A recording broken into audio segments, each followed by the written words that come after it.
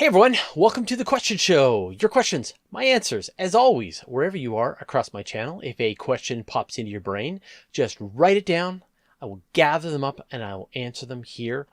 We do the show every Monday at 5 p.m. Pacific time. So if you want to join live, you can, but put down your questions anywhere across my channel and I will gather them up and I will answer them here. All right, let's get into it. Matthew Grotke. With LIGO, how do they tell between bigger collisions farther away and smaller collisions closer?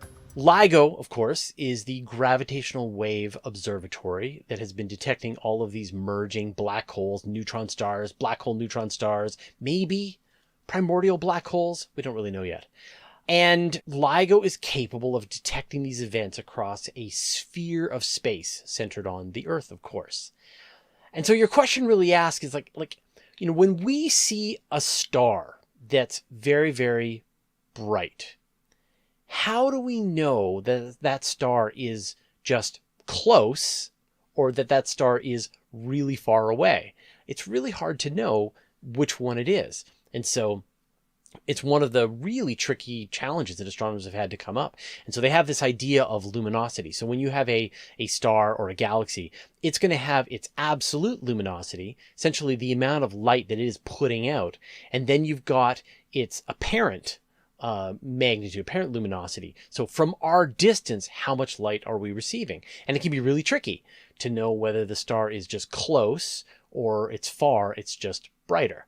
The way they determine the distance on gravitational waves is essentially through redshift, in sort of the same way that they detect these galaxies that are moving away from us at faster and faster rates. This was the discovery made by Hubble. Hubble had to use a method to determine these variable stars that were in these galaxies and use that as a ruler to figure out the distance to these galaxies. And then they realized there was a correlation that the faster these galaxies were moving away from us, the farther they were, and you could sort of double check with these mirror variable stars. So with gravitational waves, it's purely based on the redshift. Essentially, as these two objects are spiraling towards each other and they're about to collide, they put out these gravitational waves that then sweep out through space and are detected by LIGO and other gravitational wave observatories here on Earth. And the frequency of those waves as they pass over, because they really are, they're like ripples in the ocean, and the gravitational wave observatory detects these ripples, detects the frequency as these waves pass over, and they're able to determine the redshift. In other words, if it was very close, you'd expect one frequency. If they're a billion light years away, you would expect a different frequency, and that redshift allows them to calculate the distance. And one of the cool things that was done with this ability with gravitational waves to detect distance is they were able to finally confirm the fact that gravity moves at the same speed as light. And so back in 2017, there was the kilonova event where you had these two neutron stars collided with each other. They let out a blast of radiation and gravitational waves at the same time. We saw the radiation and we also detected the gravitational waves at the same time, telling us that these things move at the same speed. So that's how they do it. Red ketchup. Are all the satellite rovers engines that we sent on Mars landed or crashed? Have they all been sterilized? Even the first ones that are crashed been sterilized? No. Keep in mind that you've got the Americans with NASA, you've got the Russians who have been sending missions to Mars. They've all been crashing. The British sent a rover. The Europeans have sent, or British sent a lander. The Europeans have sent a spacecraft to Mars that's crashed. And so many of those spacecraft that were sent to Mars were sent earlier than sort of our modern idea of planetary protection. And so there were no real cleaning put in place. But eventually it started to dawn on NASA and the rest of the world's space agencies that there was a risk of microbes from Earth contaminating places like Mars, especially places where there could still be water, or there was water in the recent past. There could be life there, and you want to make sure that we don't contaminate it. And so many of the rovers are sterilized the best that they can. depending on where they're going to be going. So if it's going to go to a place that's very inhospitable, they don't do much of a sterilization job because it's very difficult. They essentially have to take each part of the rover, put it into an oven, bake it to an incredibly high heat, put the whole thing together in a completely sterile environment. It's an enormous pain. While if you're just going to build something that you don't have to worry about planetary protection at all, you can just slap it together. You're concerned about grit and dust and stuff getting into it, but you're not concerned about microbes, which, as we know, life finds a way and they get everywhere. So I would say the older stuff that's crashed onto Mars, a lot of the Soviet spacecraft, some of the older stuff sent by NASA weren't protected that well. And then stuff that's more modern have been protected a little bit better. And I think you're going to find into the future, planetary protection is becoming more and more of a global, internationally agreed upon way of protecting Mars from our filthy microbes. Ruling Moss 55.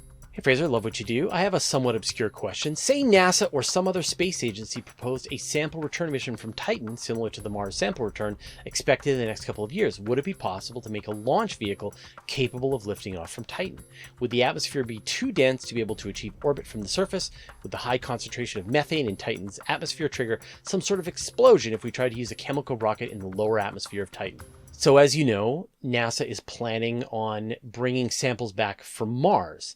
And the way they're going to do this is they're going to send a rocket to Mars. It's going to be empty of fuel. It's going to land on the surface of Mars, and then it's going to fill up. It's going to essentially create its own rocket fuel using resources that it finds on Mars. It's going to be sucking in carbon dioxide. It's going to be using a chemical process with hydrogen to turn that into methane. It will fill the rocket, and when it's ready to return the samples, it will blast off from the surface of Mars, meet a spacecraft in orbit, transfer the samples to that spacecraft, and that spacecraft is going to come back to Earth. But could you do the same thing with Titan?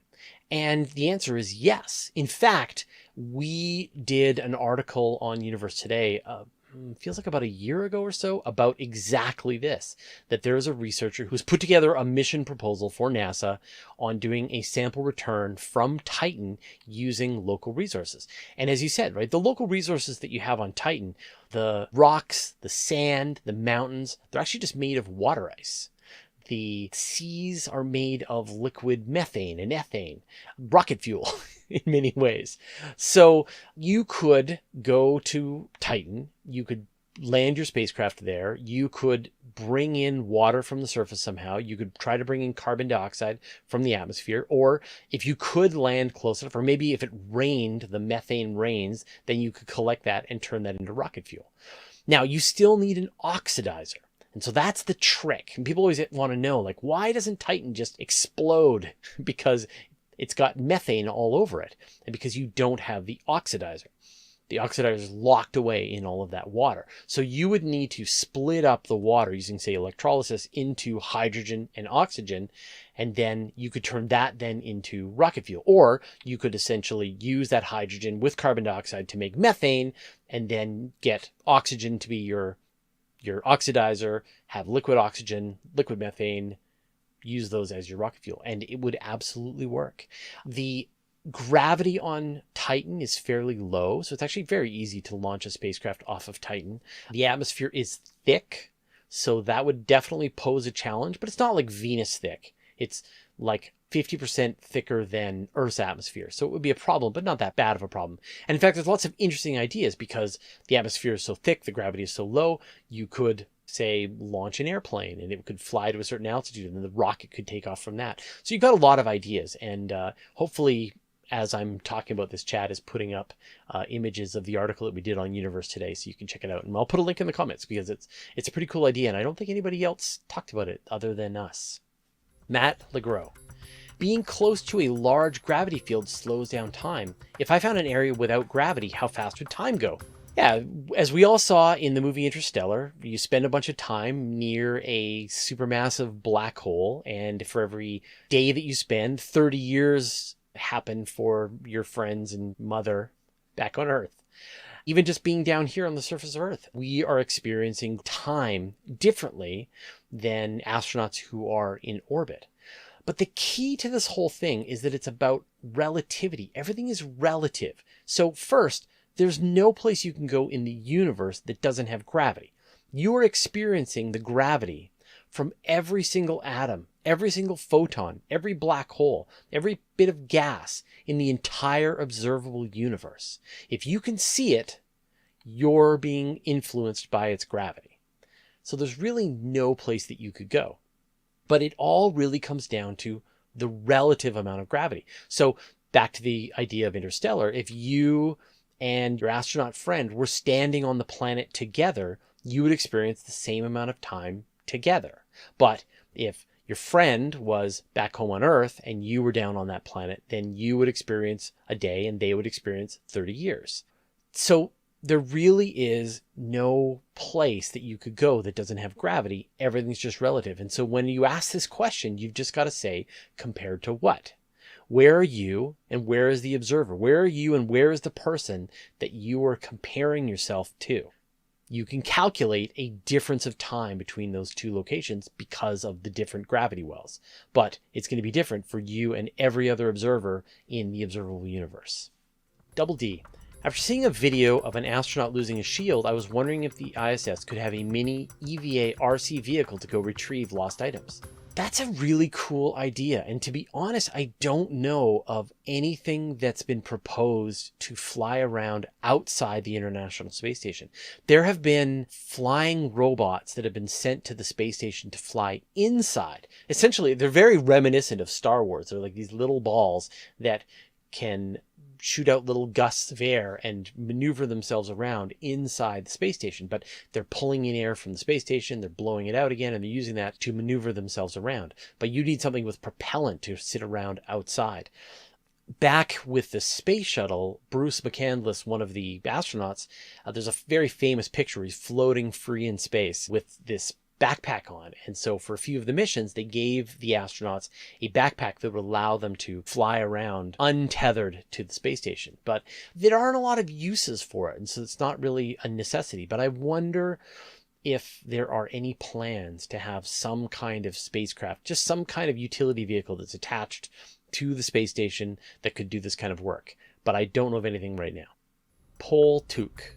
I read recently about a mission that's going to flip some asteroid orbits around another asteroid to study our ability to stop them. Can't recall what the mission was. Does anybody know? Don't know the specific mission, but there's the DART mission that NASA is building right now.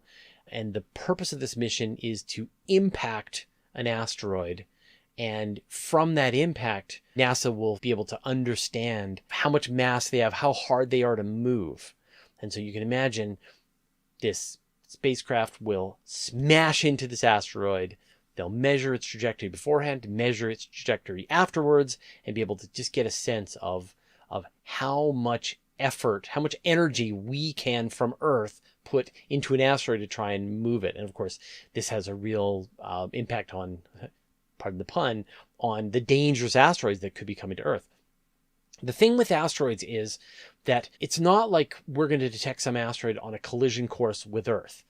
It's that there will be an asteroid that is, say, 50 years down the road, has a potential to interact with the Earth's orbit at a bad time. And there'll be some probability that that asteroid is going to smack into us.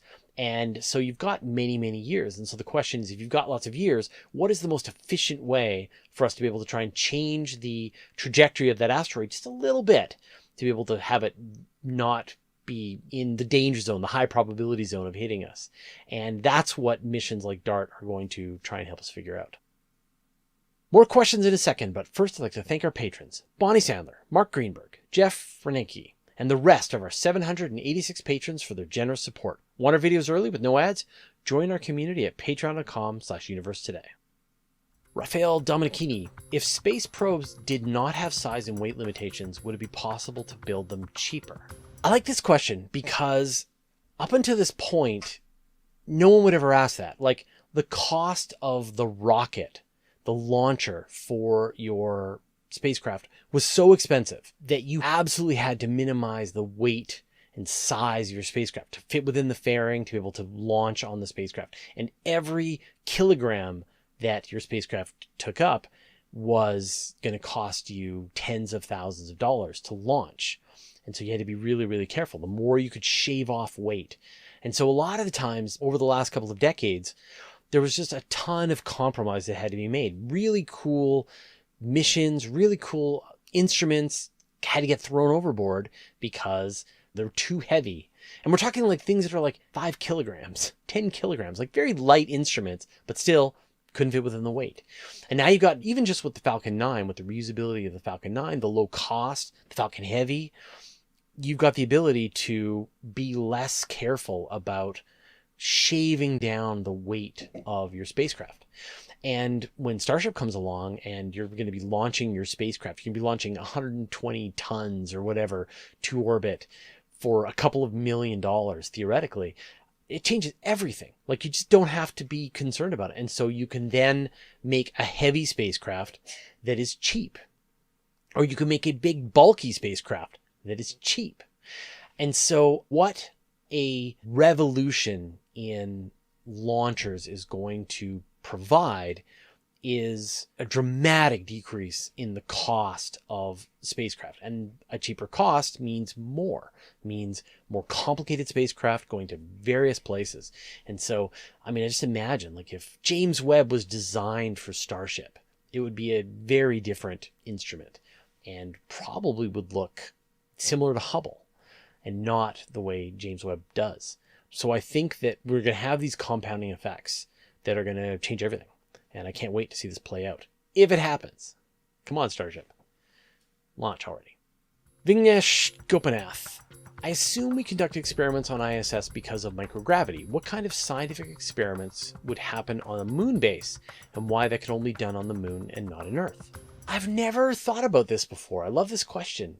So what could we do with a moon base that we couldn't do with Earth or with the International Space Station? And you're right. I mean, the main purpose of performing experiments on the International Space Station in microgravity is to learn what microgravity does to materials, to electronics, to life, to plants, to cells, all kinds of things, right? You just want to understand, how is microgravity different than gravity? And turns out very different. We found all kinds of things.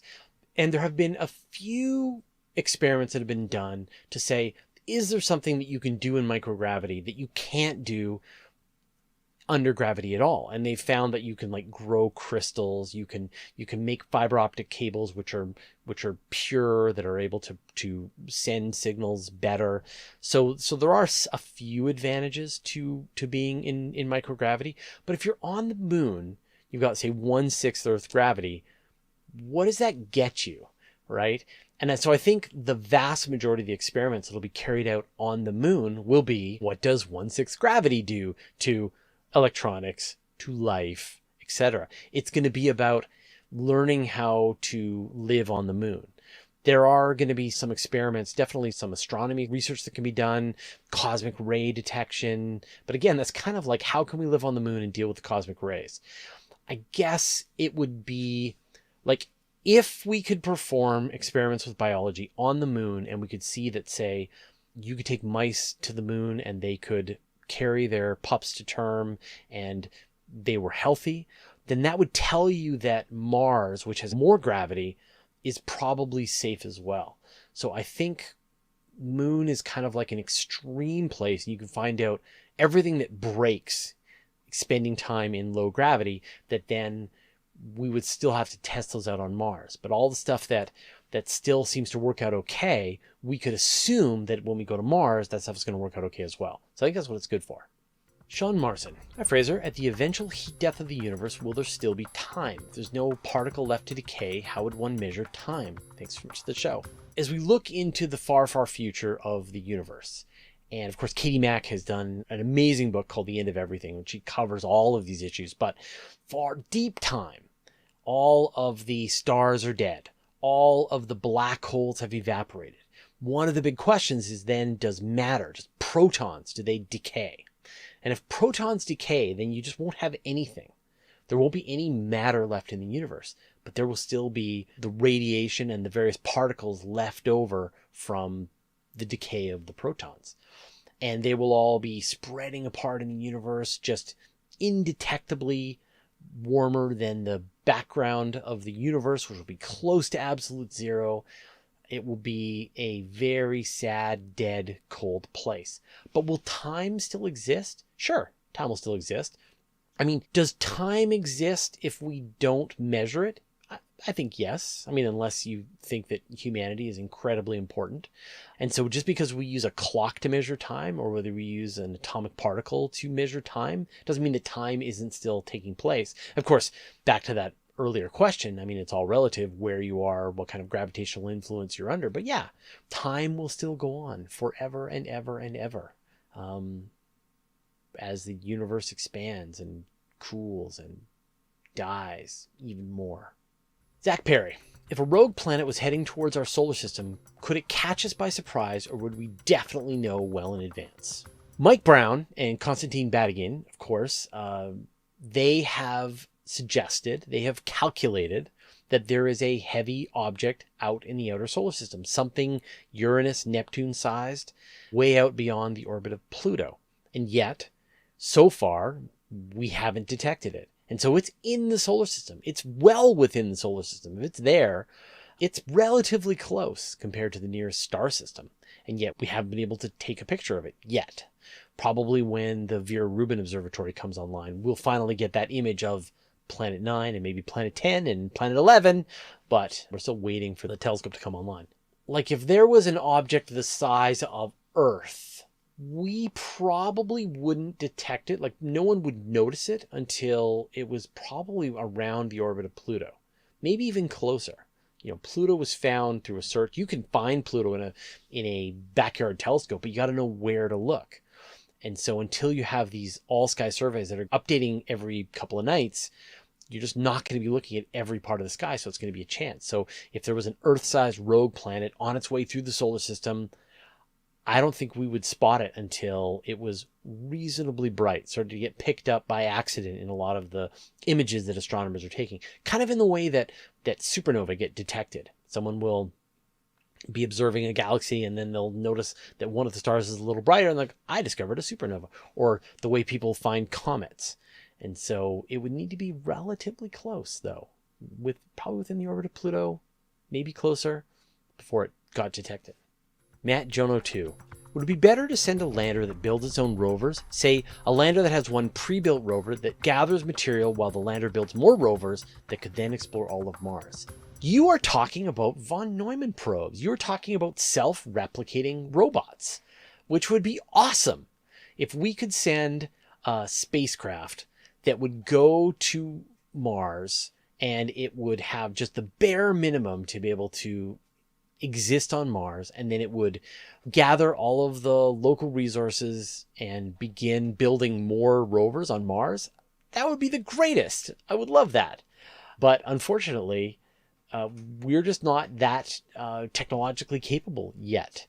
3D printing in space has just barely been tested out on the International Space Station. There's some ideas, and you could build physical elements. You could build, say, legs, joints, things like that. But to build some of the more complicated parts, the machines, the actuators, the computer board, things like that, that would be really tricky. So I would say we are decades away from that. But the idea of sending a spacecraft that has like the main parts and then gather stuff from the local resources to build more of itself, or copies of itself, I like that idea a lot. But I wonder if it just makes more sense to just build the thing on Earth, be able to test it out, make sure that it's right with good equipment, good machinery, because sending it to Mars and having it try and make a copy of itself, or making sub-rovers, it's a pretty bad workspace for your poor robot. Like, it's out in radiation, hot and cold. It's only got the terrible tools that you sent it with. But there will be a time, like there will absolutely be a time in the far future, near future, far future, when spacecraft go to other asteroids, planets, things like that, gather up material locally, and they're able to make copies of themselves. It will be really cool. I can't wait. It will be like the Bobiverse books. Roy Lindsay. Why don't launch platforms have huge holes beneath them for all of the exhaust? Launch platforms do have large cavities underneath them for the exhaust to go. When you look at, say, the space shuttle and the space shuttle is taking off, and it looks like it's just sitting on this launch pad. The reality is that it's got this huge area underneath, and in fact, when the space shuttle was launching, they would spray water into this area as the rocket was firing its engines, and sort of has two parts. One is to dampen the sound, so it would absorb all of the sound from the rocket so that the rocket wouldn't shake itself apart, but also to absorb a lot of the energy, all of this heat and exhaust that's coming out of the rocket. And so all modern launch pads will have some version of that. They're not just sitting on the ground. They're launching from some place where they can deal with all of the exhaust gases that are coming out of the rocket. Jack Malone, what Fermi Paradox solution is your favorite? Not the most likely solution, but your favorite. The solution to the Fermi Paradox that I suspect is true is that we're alone. The one that I fear is true is the great filter, that something horrible happens to every advanced civilization when it reaches the rudiments of spaceflight.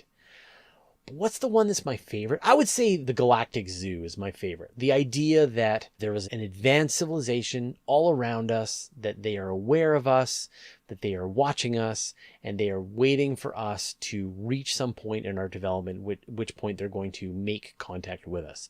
Kind of like Star Trek. I mean, I've definitely been influenced by Star Trek. This idea of the Prime Directive, that you don't interfere with civilization until they've reached a certain level of technological advancement. They're attempting to reach out to other worlds, and that's the moment when their curiosity is at the highest, when they're open to finding out what's out there across the Milky Way, that you interact with them and tell them the truth. And until then, you just keep the wool over their eyes, make them think that it's all up to them. That's the idea that I like the best. But, it's probably because Star Trek just sort of messed with my brain. All right, those were the questions this week. Thank you, everybody, for sending them in, and for the people who joined me during the live show. This is super fun. I really enjoyed a lot of questions that I'd never seen before, which was great. So thank you, everyone, for hanging out. I will see you next week. If you want a single comprehensive resource for space news, you'll want to subscribe to my weekly email newsletter. Every Friday, I send out a magazine of space news with dozens of stories, pictures, brief highlights, and links so you can find out more. Go to universetoday.com/newsletter to sign up. It's totally free. And did you know that all of my videos are also available in a handy audio podcast format so that you can have the latest episodes as well as special bonus material like interviews with me show up on your audio device? Go to universetoday.com/audio or search for Universe Today on iTunes, Spotify, or wherever you get your podcasts. I'll put a link in the show notes. Thanks to all the moderators, and a special thanks, as always, to Chad Weber and Nancy Graziano.